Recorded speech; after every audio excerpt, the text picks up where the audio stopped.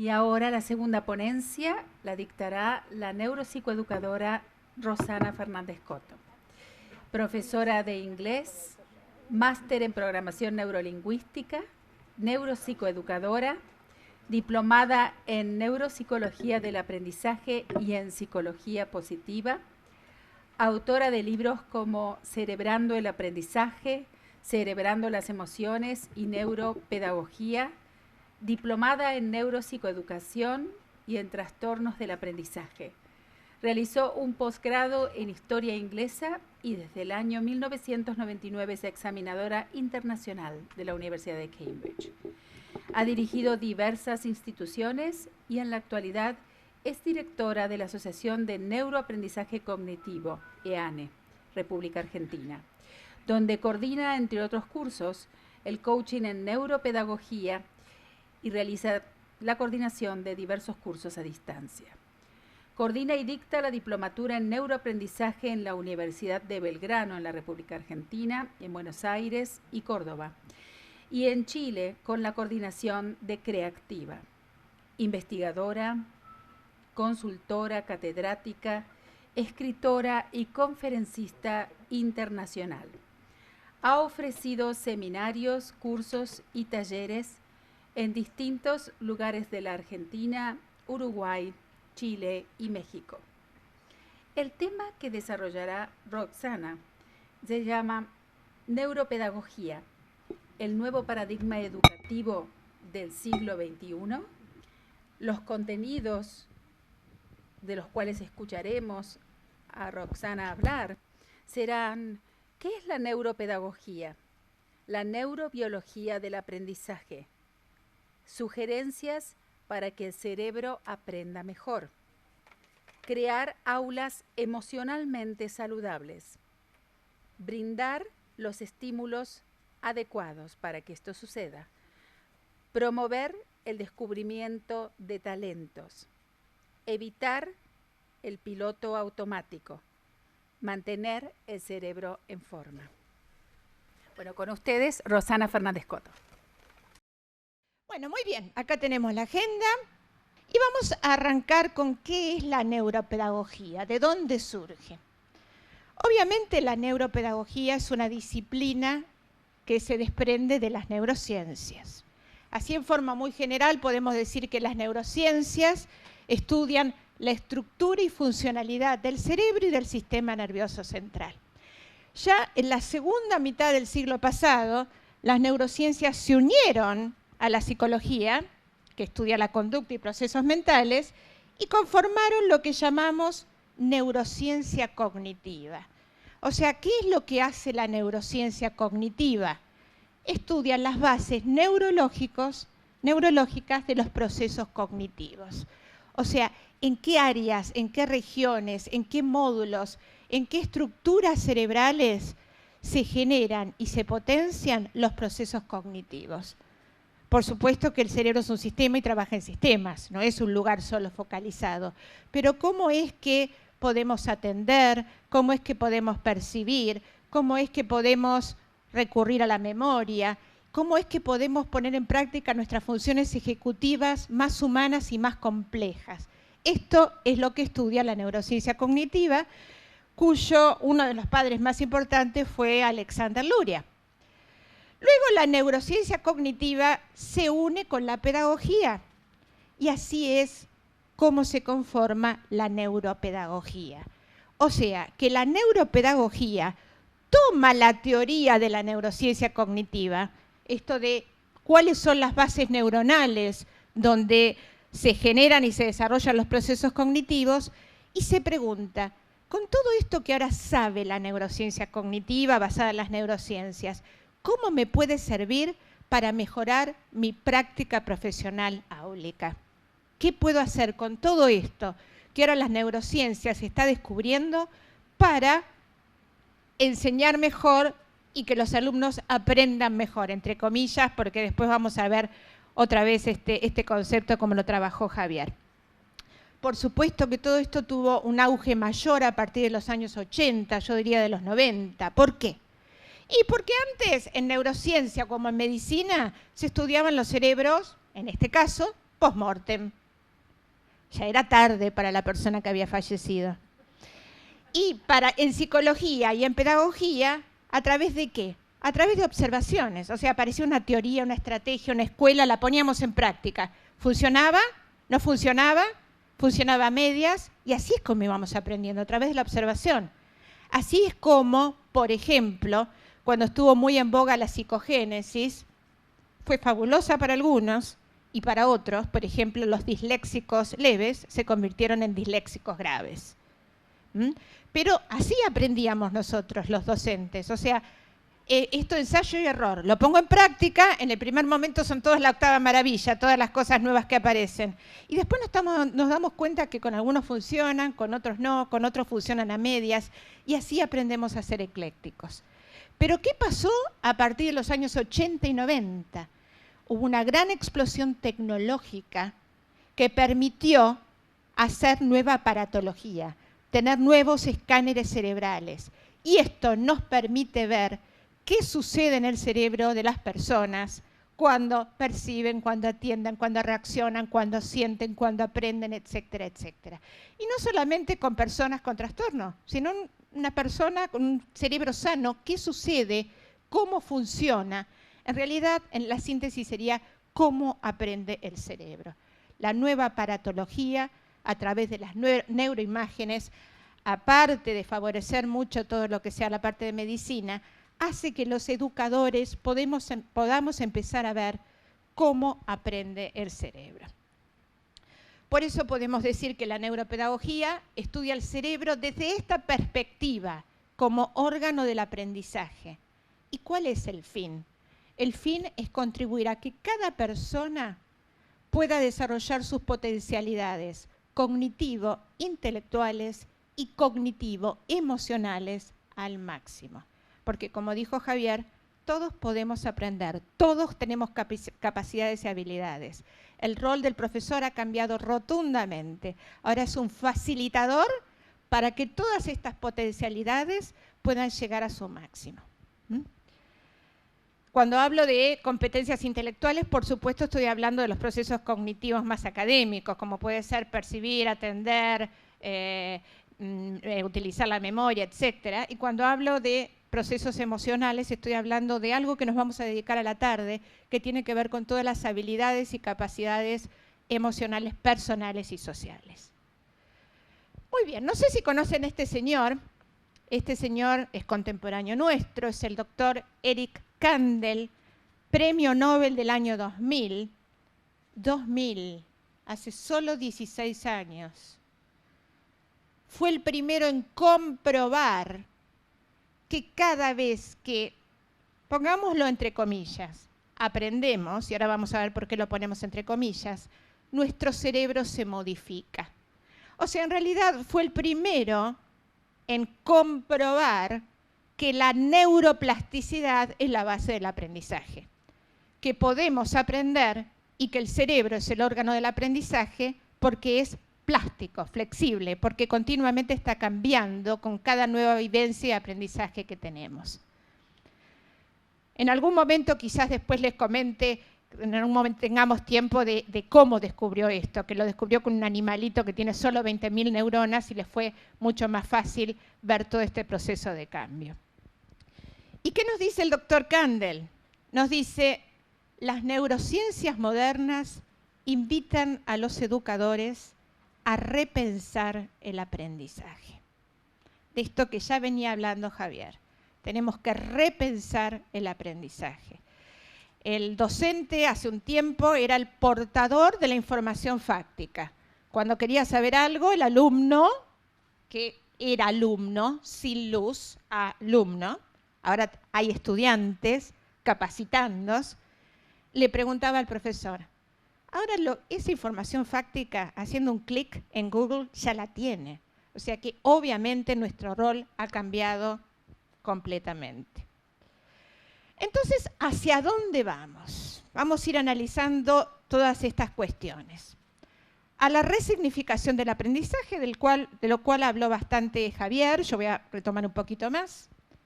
A la innovación de los sistemas educativos, a la calidad de la educación y del educador, y principalmente hacia el desarrollo humano, con mayúsculas. Vamos a tomar la primera, y yo les voy a hacer algunas preguntas que ya me van a saber contestar porque las contestó Javier en su charla. A ver si aprendieron. Vieron que dice él, vamos a interactuar, que si nosotros no lo hacemos, no aprendemos, y es así. Entonces vamos a pasar a la primera. ¿Qué es aprender? ¿Cómo ha cambiado esto de aprender? Bueno, la primera pregunta es, cuando el docente da clase, o sea, cuando el docente explica algo, ¿los alumnos aprenden? Las respuestas pueden ser no, nunca, a veces, siempre. ¿Quién elige la C? Nadie. ¿Quién elige la B? Unos cuantos. ¿Y la A? Menos. Y algunos no se animaron a decir nada. Y yo le diría que desde mi punto de vista personal, la respuesta estaría entre la A y la B. Cuando explicamos algo por primera vez o cuando damos los desafíos, los estímulos para que esa persona vaya entendiendo, es precisamente esto lo que hace, entender, pero no aprende. Para que algo sea aprendida de una, digamos, tiene que haber un gran estímulo emocional, un gran impacto emocional. Si hubo un gran impacto emocional, puede ser que haya aprendido, porque ahí ese aprendizaje va a quedar consolidado en una red neuronal potente. Pero en general, la primera vez que hablamos de un tema, que presentamos un tema, que damos desafíos, se puede llegar a entender, pero no aprender. Para aprender hay que hacer, hay que repetir. Esto ya lo venía diciendo Javier, ¿sí? O sea, en la clase cuando explicamos algo, muy rara vez se aprende. O cuando exponemos a alguien por primera vez a algo. ¿Qué va a pasar en esa circunstancia? Y se va a formar una red neuronal muy débil, esto de que hablaba Eric Kandel, que cada vez que entendemos algo, un grupo de neuronas se forma, o sea, cada entendimiento, cada vivencia se ve ilustrada en el cerebro a través de una red neuronal, pero esa red neuronal va a ser muy débil. Si no la practicamos, si no la hacemos, si no la repetimos, esa red neuronal se desaparecerá y se va a producir lo que llamamos neuroplasticidad negativa. No porque sea malo, sino porque se desarma. A veces es bueno, porque a veces aprendemos mal y tenemos que desaprender para volver a aprender. Pero mire qué trabajo que tiene el cerebro cuando aprende algo mal, cuando realmente lo aprende y está mal, que tiene redes neuronales consolidadas, tiene que desarmar esas redes y volver a armar redes nuevas con el aprendizaje correcto. Por eso cuando aprendemos algo mal, miren todo el esfuerzo neurofisiológico que tiene que hacer. Bien, la otra pregunta, que seguramente también me la van a responder rápidamente por todo lo que dijo Javier, es, ¿tener buenas notas significa haber aprendido? O sea, ¿podemos decir que el buen alumno o el mejor alumno es el que más aprendió? Javier les decía, si nosotros ahora nos dan las cosas que nos dieron cuando estuvimos en la universidad o en secundaria incluso, y nos dan algunas evaluaciones, pocos las vamos a poder realizar. Y yo recuerdo un montón de veces haberme sacado la nota máxima en evaluaciones, cuando me la entregaron, y cuando leía lo que había puesto, decir, ¿esto puse yo? ¿Cómo sé? En realidad no sé nada, porque ya ni me lo acordaba. Entonces, ¿qué es aprender? Esto también es un parafraseo de todo lo que vino diciendo Javier y después lo vamos a ver desde el punto de vista neuro, ¿no? Pero si uno aprende, significa que la información se guardó en su memoria y que puede ser evocada en el momento oportuno, de acá 5 años, de acá 10 años, no en el momento del examen. Porque hay un tipo de memoria que se llama memoria de plazo intermedio, que mi amiga la doctora Amanda Céspedes dice, es cuando uno aprende de mentiritas. Es cuando va a dar el examen y se saca muy buena nota y después ya no se acuerda más. Esa es memoria de plazo intermedio. Para que realmente hayamos aprendido algo, tiene que haber pasado a la memoria de largo plazo. y pasa a la memoria de largo plazo cuando hacemos, cuando ponemos todos nuestros sentidos y nos involucramos totalmente. Por supuesto, una de las primeras cosas para que eso suceda es que el desafío que nos proponen o que se nos presente sea motivador, nos entusiasme. Bien, pasamos a al segundo ítem.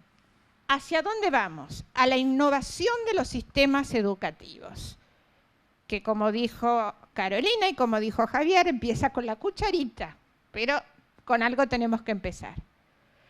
Y tenemos que pasar, porque el qué lo venimos viendo, pero tenemos que pasar un poquito más al cómo. A ver,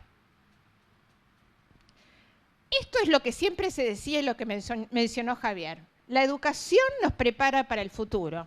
Porque si yo pregunto a un educador tradicional, ¿para qué sirve la educación? Y te prepara para el futuro. Sí. Ahora la pregunta es, ¿cómo va a ser el futuro? La otra pregunta es, ¿qué habilidades van a ser importantes dentro de 15 años? Cuando seguramente las personas a las cuales le estamos enseñando ahora van a tener trabajos que ni siquiera existen en este momento. Una colega dice siempre, a mí lo que más me preocupa no es que la escuela no enseña a pensar. Lo que más me preocupa es que la escuela enseña a no pensar. Si seguimos haciendo preguntas sobre los qué, enseñamos a no pensar, a dar respuestas reactivas. En Argentina, y creo que esto es algo mundial, o por lo menos bastante generalizado, más del 50% de las preguntas en exámenes universitarias se refieren a terminología. O sea, ¿cómo se llama tal y tal cosa? ¿Qué sucede cuando pasa tal y tal cosa? O sea, a los qué. ¿Sí? ¿Qué pasaría, por ejemplo, si en vez de preguntar ¿cuál es el resultado de este problema? Que aplicando una fórmula que aprendí de memoria lo puedo sacar enseguida, preguntara, el resultado de este problema es 4.950. Muéstrame 2 o 3 procedimientos por los que podés llegar a este resultado. ¿Qué pasaría si en lugar de preguntar ¿quién fue el primer jefe de Estado de las Provincias Unidas del Río de la Plata y en qué año? Que es todo reactivo. Dijera, ¿cómo llegó Bernardino Rivadavia a ser el primer jefe de Estado en 1826? Por ejemplo. ¿Qué pasaría si en lugar de decir a las personas, todavía me sale decir alumnos, pero no me gusta para nada la palabra, a los educandos, si les dijera, en lugar de contestar preguntas sobre, en este caso, neurobiología del aprendizaje, les dijera, elabora 5 preguntas, porque como decía Javier, las preguntas son poderosísimas. El que sabe hacer una buena pregunta sobre un tema, seguramente lo entendió mucho mejor que el que lo sabe responder, quizás reactivamente. ¿Sí? Entonces, ¿por qué no evaluar diciendo, hagan 5 preguntas, o la cantidad que quieran, donde me demuestren que realmente entendieron el tema? Esto de ser periodistas, de hacer preguntas es importantísimo. Las preguntas son muy poderosas. Como decimos siempre, ¿no? Un profesor no es el que tiene todas las respuestas, sino el que sabe hacer preguntas, ¿sí? Para que el otro después busque sus respuestas. Y también, ¿en qué es la sinapsis? Que en realidad acá estoy fijándome un poquito más en el cómo, porque podría explicar, es una pregunta cualquiera, son todos ejemplos, ¿no? ¿Por qué no insto a que mis alumnos utilicen herramientas mentales? ¿Qué son herramientas mentales? Son todas aquellas cosas que me van a ayudar a recordar algo significativamente.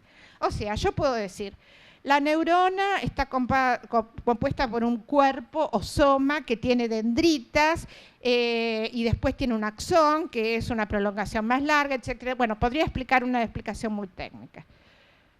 Basada en esto, por ejemplo, podría decir,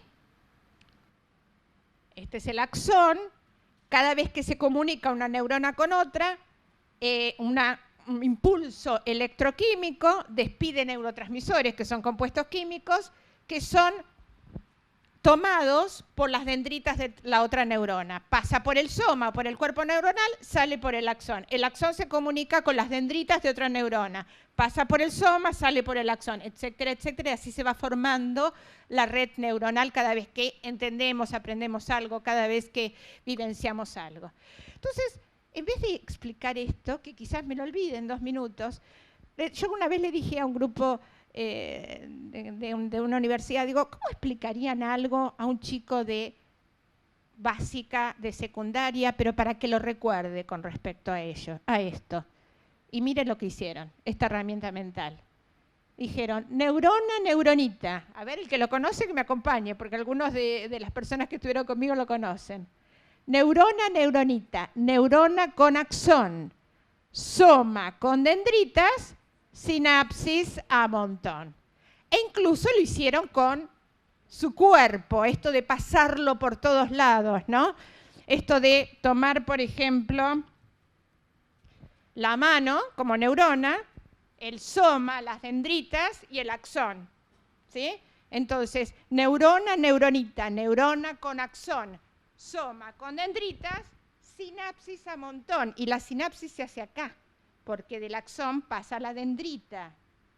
Porque muchas veces cuando preguntamos, son las 2 neuronas, ¿cómo hacen conexión? Hacen así o así, es acá.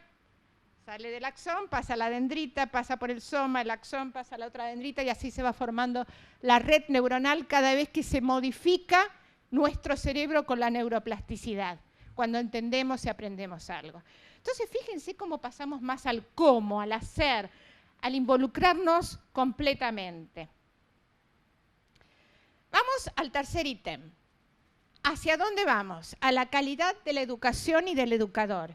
Y acá voy a tomar como palabra clave el reconocimiento en sus distintas acepciones. Por empezar, vemos que la palabra reconocer es un palíndromo. ¿Por qué?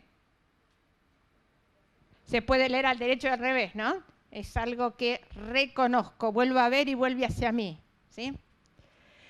La primera acepción podría ser darse cuenta. Reconocer algo es darse cuenta. Y en este caso, darse cuenta de la importancia del rol neuropedagógico del educador. Esto es algo que ya mencionó Javier. La pregunta es, ¿sería posible que un especialista en cardiología no conociera cómo funciona el corazón? ¿Sí o no? ¿Cuál es el órgano encargado de procesar el aprendizaje? ¿Cómo es posible que un especialista en aprendizaje no sepa cómo funciona el cerebro? O sea, hay gente que cuando presento esto me dice, pero hasta ahora no conocíamos mucho del cerebro y mal que mal aprendimos. Eso diría yo, mal que mal. ¿Cuántos han quedado en el camino? ¿Cuántos, a pesar de no tener ningún trastorno ni nada, no se sienten motivados, no se sienten incluidos en el sistema? ¿Cuántos estudiaron algo que del todo no les gustaba, lo que no les permitió después ser felices? Porque para ser personas felices tenemos que hacer lo que nos gusta. Tenemos que desarrollar nuestras potencialidades. ¿Cuántos han quedado en el camino? ¿Y cuántas cosas no hemos hecho por esto? Entonces, ahora que tenemos las herramientas, utilicémoslas. La segunda acepción de reconocer. Volver a conocer, reconocer. Volver a conocer para apelar a los educandos de hoy. Y esto también tiene que ver mucho con lo que dijo Javier. Nos guste o no, la era digital llegó para quedarse. Y los que, no hay muchos, pero los que tienen mi edad o los que somos inmigrantes digitales, esto nos cuesta, pero nos vamos a tener que adaptar. También esto, de casualidad, lo había mostrado Javier, que dice, quien se atreve a enseñar nunca debe dejar de aprender. Por eso esto de volver a conocer, de reconocer. Y enseñar sin saber cómo funciona el cerebro es como querer diseñar un guante sin nunca haber visto una mano, dice Leslie Hart. Entonces, como educadores, ya es como que no tenemos vuelta atrás, ¿no es cierto? Todo ¿Todos podemos aprender? Todos, con trastorno de aprendizaje, sin trastornos de aprendizaje. Entonces la pregunta es, ¿por qué algunos no aprenden? ¿O por qué se aprende tan poco en la escuela? De acuerdo a lo que dijo Javier y a lo que estoy diciendo yo, porque volvemos a repetir, si vuelvo a todos los temas que tuve durante la educación básica, primaria, incluso en la universitaria, la mayoría no me los acuerdo. Bueno, una de las respuestas que a mí más me gusta es una que da la doctora Rita Dan, que dice, si un niño o un adolescente o un adulto no puede aprender de la manera que enseñamos, y quizá debemos enseñarle de la manera que él puede aprender. Porque si todos pueden aprender y no se aprende, ¿qué pasa? ¿Sí? Volvemos al término reconocer, y la tercera acepción es revalorar el rol del educador, que de esto también habló Javier. ¿Cómo? Nosotros sabemos que hace un tiempo el educador era el docente, ¿no es cierto? Justamente por eso, porque era el portador de la información fáctica, era el que sabía. Ahora ponemos un dedito en Google y sabe mucho más que nosotros, no necesitan recurrir a nosotros. ¿Qué tenemos que cambiar? ¿Qué tenemos que hacer para volver a revalorizarnos? Cambiar nuestro rol, apuntar más a los cómo, ver un poquito más cómo aprende el cerebro, para llegar a hacer esto que nunca debimos dejar de hacer. Dice, en Japón, el único profesional que no precisa reverenciar al emperador es el profesor, pues según los japoneses, en una tierra donde no hay profesores, no puede haber emperadores. O sea, somos una pieza fundamental. Lo importante es que nos adaptemos y lo sepamos hacer. Bueno, el cerebro está genéticamente preparado para aprender. ¿Qué quiere decir esto? Que aunque yo no le enseñe, el cerebro va a aprender. Si yo estoy en una jungla, algo voy a aprender. No va a ser de la calidad del aprendizaje en un lugar donde haya un entorno cerebro compatible, donde el profesor sea cerebro compatible, pero algo voy a aprender, ¿sí? Pero ¿de qué va a depender la calidad de la educación? Y justamente y en gran medida, aparte, ni que hablar de la familia, ¿no? Pero va a depender de la calidad del educador, ¿sí? Y cuando hablamos de la calidad del educador, ya no hablamos más de la información fáctica que aporta, sino de los estímulos que presenta a los educandos para que ellos aprendan. O sea, cómo los expone, la utilización de preguntas que son poderosísimas, la utilización de imágenes que ya vamos a ver. Siempre dijimos que una imagen dice más que 1000 palabras, ¿no? Pero también sabemos que las imágenes apuntan más a la parte del hemisferio derecho del cerebro, que lo tenemos un poco descuidado. O sea, los recursos que utilicemos. Que repitamos esos recursos y que esos recursos sean variados. Porque si yo repito siempre de la misma manera, voy a estar llegando siempre al mismo tipo de cerebro. Siempre a un estilo de aprendizaje. O sea, la idea está en repetir, pero repetir con novedad. Y de eso vamos a estar hablando un poquito ahora. Bueno, y la última, que es, vamos principalmente hacia el desarrollo humano, es el tema que voy a trabajar a la tarde, que se va a basar fundamentalmente en qué queremos, sobrevivir o aprender y trascender. Este lo dejo para mi ponencia de la tarde. Entonces, en resumen, ¿qué es aprender? Ya dijimos que es poder utilizar aquellas cosas, información, lo que sea en el momento oportuno. Una explicación más general puede ser, es un proceso que genera cambios duraderos, por eso en el momento en que lo necesitamos, no en el momento del examen, que ocurren en un individuo a nivel neuronal, mental, cognitivo y conductual como resultado de la experiencia, permitiendo su adaptación al entorno. Todos estos cambios, el aprendizaje es cambio, el cambio es estresante, pero el que no se anima a salir de la zona de confort nunca va a llegar a la magia, ¿no es cierto? Entonces, es necesario producir todo esto para realmente haber aprendido. Bueno, antes de seguir adelante, como igual nos falta un poquito más, pero como resumen de esta primera parte, les voy a mostrar un pequeño video para que me respondan esta pregunta. ¿Qué necesita el cerebro para aprender? Aunque ya la veníamos contestando, creo que a través de las imágenes vamos a apelar un poquito más al hemisferio derecho para que nos quede, ¿sí?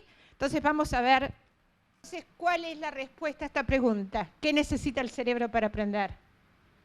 Repetir, repetir, repetir. La primera vez se va a formar ese puente, esa red neuronal muy débil. Si no repito, esa red neuronal no se va a consolidar y ese aprendizaje no se va a consolidar. Pero falta la otra parte. Ahora vamos a ver cuál es. Fíjense cómo funciona la memoria una vez que finalizó el aprendizaje. Acá, un día después del aprendizaje, ya me olvidé del 80%. Obviamente va a depender del contenido, del impacto emocional que tenga ese aprendizaje, pero eso es lo que generalmente ocurre. Miren con repasos. Miren con repaso cómo va subiendo esto. ¿Sí? Entonces, repetir. La base del aprendizaje es la neuroplasticidad. Para que esta neuroplasticidad, esta modificación cerebral se dé, tenemos que repetir. El aprendizaje es una nueva relación que se crea entre neuronas. Y recordar es mantener esa relación socialmente activa. Para que yo pueda recordar, tengo que volver a repetir ese circuito neuronal. A ver, ¿qué se aprende más rápidamente y en forma permanente? ¿Qué les parece, de acuerdo a todo esto que estuvimos viendo? ¿Qué es algo que aprendo enseguida, inmediatamente? ¿Tendrá que ver algo que me explica una docente por primera vez? A menos que me interese demasiado y tenga un impacto emocional, no. ¿Con qué tendrá que ver? Muy bien, con la motivación, con la utilidad, motividad, iba a decir, mezclé las dos cosas que me dijeron. Y fundamentalmente con lo que tenga que ver con mi supervivencia. Si yo sé que algo es peligroso para mí, me voy a cuidar y lo voy a aprender de una sola vez. Después tendrá que ver con lo emocional, con el gran impacto emocional. Y finalmente con el aprendizaje académico. Por eso, lo académico lo tenemos que dar lleno de emoción y mostrándole la significatividad y la utilidad que tiene, porque si no, no lo voy a aprender, me lo voy a olvidar. A ver, necesito que todos lean juntos la diapositiva que sigue. ¿Puede ser? Arrancamos. 1, 2, 3. ¿Sabías?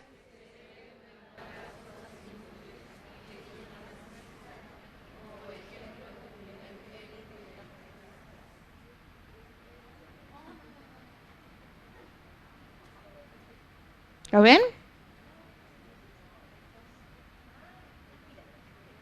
¿Lo ven? El primer él de esta frase que no lo leyó nadie. Si no es importante, significativo para el cerebro, no le va a prestar atención, lo va a aprender de mentiritas para el examen, pero en realidad no lo va a aprender. Si yo le digo, ¿cuál es la raíz cuadrada la raíz cuadrada de 9 es 3? ¿Verdadero? ¿Falso? ¿Me importa un bledo? Seguramente va a decir, me importa un bledo, así fuera de contexto. Si realmente no le veo la significatividad. ¿Sí? Bueno. Ahora, cada cerebro tiene un estilo de aprendizaje único. Ese es el gran desafío para nosotros, para los educadores, porque quiere decir que cada cerebro va a aprender de una forma distinta. ¿Qué quiere decir? Que a cada uno tengo 40 chicos, le tengo que enseñar a los 40 de forma distinta, los tengo que evaluar a los 40 de forma distinta, y sería lo ideal, pero es utópico totalmente. Entonces, ¿qué es lo que tenemos que hacer para apelar a estos estilos de aprendizaje, que son los conjuntos de rasgos que hacen que cada persona atienda, perciba, recuerda, utilice la información y vivencie las cosas de un modo particular? Y voy a tener que repetir. ¿Pero cómo voy a tener que repetir? De forma distinta, variándola esto, con novedad. Fíjense esta frase que a mí me encanta, que dice, no te enojes, a veces el otro no te entiende. Lo explicaste 1000 veces, pero no lo ve. No es tonto, no es malo, no es indiferente, es otro. Y nosotros somos los líderes, y nosotros somos los líderes situacionales que tenemos que adaptarnos a los distintos estilos de aprendizaje. No podemos pretender que los estudiantes se adapten a nuestro estilo de enseñanza, porque así es lo que pasa, estudian para el examen, nada más. Entonces, ¿cuál es esta variedad que tenemos que poner en práctica cuando queremos presentar los estímulos para que el otro aprenda? Y bueno, tenemos que tener en cuenta, yo no voy a verlo en profundidad porque no nos da el tiempo, ¿no es cierto? Por supuesto, pero vamos a ver por lo menos superficialmente que la teoría de los hemisferios cerebrales hace que organicemos la información en forma distinta. No estoy hablando de que la dominancia funcional hemisférica, que eso es un concepto que ya está obsoleto.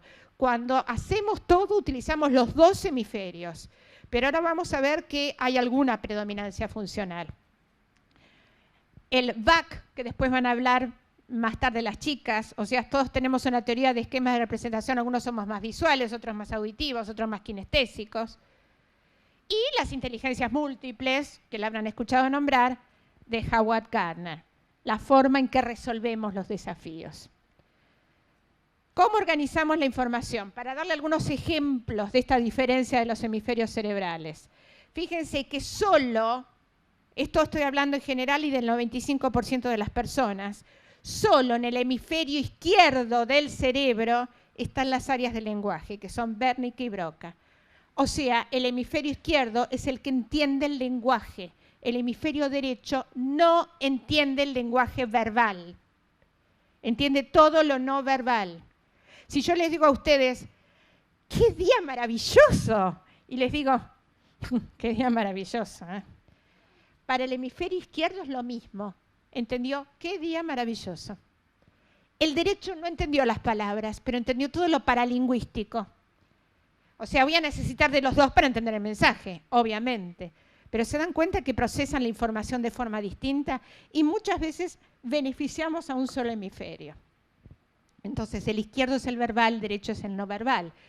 Bueno, el izquierdo es el que ve las partes, el derecho ve lo global, por supuesto por los quiasmas que tenemos, las decusaciones de los axones. Cuando movemos la parte derecha del cerebro, del cuerpo, es porque estamos activando el hemisferio izquierdo y viceversa. Por eso es importante a veces hacer algún tipo de gimnasia cerebral con las dos partes del cuerpo, como hizo al comienzo María Fernanda, ¿no? No, María José. Bueno, es el que entiende las letras, los números, es secuencial. El derecho entiende más los colores, la música, los dibujos, etcétera, etcétera. Entonces, apelar a los dos. Por ejemplo, en este caso, este niñito, ¿hay más predominancia del hemisferio izquierdo o del derecho? Del izquierdo, porque entendió lo literal. No entiende otra cosa que no sea literal, ¿sí? El izquierdo es el literal. Por eso, por ejemplo, el trastorno del espectro autista es el hemisferio izquierdo en su máxima potencia, son totalmente literales, no entienden el doble mensaje, no entienden los chistes, no entienden la metáfora. Y ahora necesito que leamos todos juntos otra vez, a ver. Esta...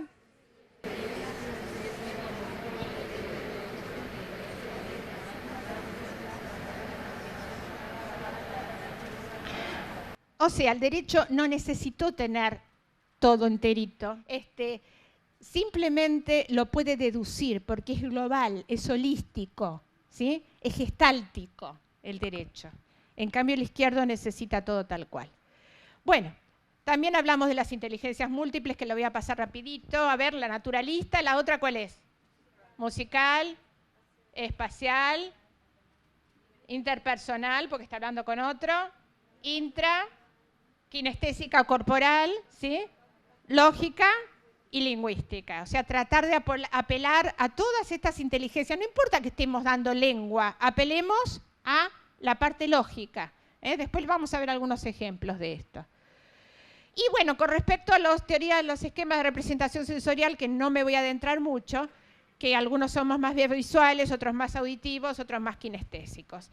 El auditivo no va a necesitar mirarme para entenderme. El visual, si no me mira, no va a entender, por más que me esté escuchando. ¿sí? Y el kinestésico va a necesitar pasarlo por su cuerpo, por las manos. Todos somos visuales, auditivos y kinestésicos, aunque seamos un poco más o un poco menos. Por eso todos los estímulos tienen que ser de los 3 tipos. Si no los podemos pasar por todas las inteligencias múltiples, por lo menos por todos los estilos de representación sensorial. Bueno, estas son teorías del aprendizaje, pero también tenemos que tener en cuenta todo lo genético. Un hombre y una mujer no aprenden de igual forma. Miren, este es el conectoma de un cerebro masculino y este es el conectoma de un cerebro femenino. ¿Qué diferencia ven?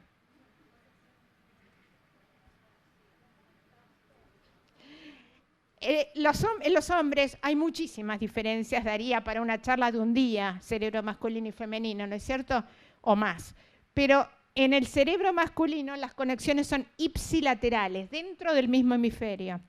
En la mujer son más contralaterales. Por eso el cuerpo calloso, que es lo que une los 2 hemisferios, en general en la mujer es más grueso, ¿sí? Por eso es más multitasking, hacemos todo al mismo tiempo, lo que no quiere decir que sea mejor. Hay muchas diferencias para ver. Bueno, también esto tenemos que tener en cuenta, que ya lo mencionó Javier. O sea, nos tenemos que adaptar sí o sí. Yo, miren, pertenezco a los baby boomers y ahora estamos con la generación Z. O sea, obviamente nosotros somos los que nos tenemos que adaptar. Porque si no, ¿qué nos pasa? Nos pasa esto. Aquí no hay botones para hacer clic. Esto es una pizarra, le dice la docente. O este otro que dice, no, no te bajamos de la red, naciste. O este otro que dice en 1970, ¿trabajás o estudiás? ¿De qué signo sos? Se están conociendo. Y el otro le dice, username, password. Y sí, tenemos que adaptarnos. Bueno, entonces todos somos inteligentes. Entonces, en vez de preguntar cuán inteligente es una persona, preguntémonos cómo es inteligente esa persona.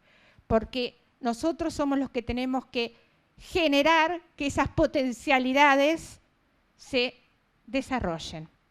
Descubrir esas afinidades, esos talentos, lo que Sir Ken Robinson llama el elemento. Antes de terminar la escolaridad no se pueden ir sin haber descubierto su elemento para poder desarrollarlo y después poder ser felices, que en definitiva esa es la misión que tendría de tener la educación. 2 o 3 palabritas de cómo mantener el cerebro en forma. Con las 3 A. Alimentación, una alimentación cerebro compatible. Estoy hablando de, por ejemplo, consumir triptófano. La banana tiene mucho triptófano. Chocolate amargo, frutas secas, el pimiento rojo. Bueno, agua fundamental, tomar mucha agua. Cuando empezamos a tener sed, ya estamos deshidratándonos y ya nuestra memoria no funciona como debiera, que debe ser el caso de muchos de nosotros en este caso. Actividad mental y física, de las 2. Pero nosotros nos vamos a concentrar en la actividad mental ahora. Y la actitud que tiene que ver con mis competencias emocionales, personales y sociales. El poder autoconocerme, el poder autogestionarme, el poder gestionar a los demás como líder. Estoy hablando de influencia, o sea, liderar al otro para que cumpla su objetivo, no de manipulación, liderar al otro para que cumpla mi objetivo. Bueno, entonces estas 3 A, alimentación, actividad física y mental, una buena actitud, por supuesto podríamos agregar buenas horas de descanso, que de eso también vamos a hablar en la tarde. Fíjense, el 80% de las actividades diarias son rutinarias, reducen el estímulo intelectual y limitan la activación cerebral. El 80% de las cosas que hacemos son rutinarias. Esto no ayuda a que nuestro cerebro se mantenga sano. El ejercicio cerebral desarrolla nuestro potencial y mantiene la salud cognitiva. Lo que llamamos la neuróbica, la aeróbica de las neuronas, que puede ser relacionado con lo físico, con lo mental, después vamos a hacer algunas actividades. Y para ir finalizando les voy a regalar una caja. A nuestro cerebro lo llaman caja negra, ¿no? O no se sabe mucho qué hay. Bueno, supongamos que esta caja sea negra, pero yo les regalo la caja porque la caja es un acrónimo de estas cosas. La C de caja es curiosidad. La A, la de apertura. Tenemos que cambiar y adaptarnos. La J de juegos. No dejemos de jugar, de arriesgarnos. No nos venimos, o sea, no dejamos de jugar porque nos venimos viejos. Nos venimos viejos porque dejamos de jugar. No dejemos de jugar. Miremos las cosas con ojos de niño. Y la última, de aspiraciones, de tener expectativas altas para los demás y para nosotros mismos. Como decía Javier hoy, esos chicos de esa escuela, cuando una vez que les pusieron expectativas altas, ellos van a poder, porque tienen las habilidades, pudieron. Lo peor que podemos hacer es etiquetar y poner techos a las personas sobre las cuales influenciamos. Bueno, y los despido con esta frase que dice: la verdadera educación consiste en sacar a la luz lo mejor de la persona. Y en eso estamos, y en esto consiste el nuevo paradigma educativo, ahora que conocemos cómo potenciar todas estas estructuras cerebrales. Bueno, muchísimas gracias y nos vemos a la tarde. Gracias.